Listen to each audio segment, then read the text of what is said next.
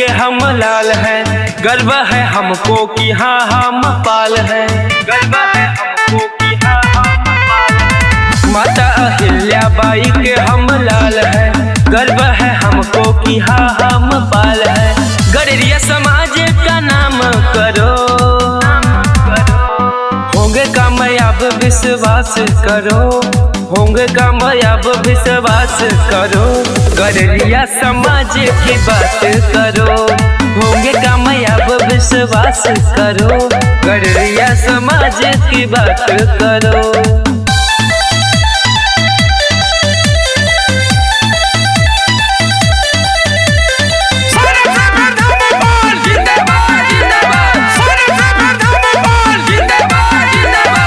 सबसे पुराना अपना इतिहास है, गडरिया समाज में जगी अभ्यास है। सेवर tiger force help to all है, हमारे सेवक श्री धामू पाल है।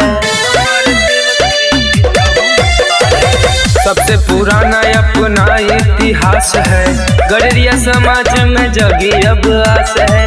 अपने पूर्वजों का नाम करो,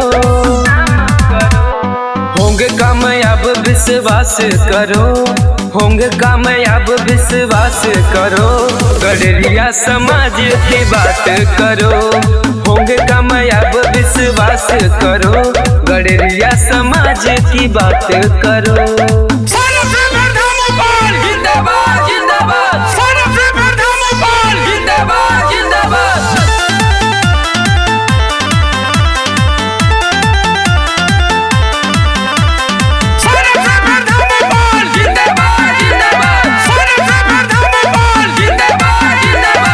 अपने समाज को मजबूत बनाएंगे, अपना हक अब लेके दिखाएंगे। छोटा सिपाही हूँ मैं, प्रियांशु पाल हूँ, अब जैसे मैं भी माँ अहिल्या का लाल हूँ। अपने समाज को मजबूत बनाएंगे, अपना हक अब लेके दिखाएंगे। हर क्षेत्र में मिलकर अब काम करो, होंगे कामयाब विश्वास करो, होंगे कामयाब विश्वास करो। गडरिया समाज की बात करो, होंगे कामयाब विश्वास करो। गडरिया समाज की बात करो।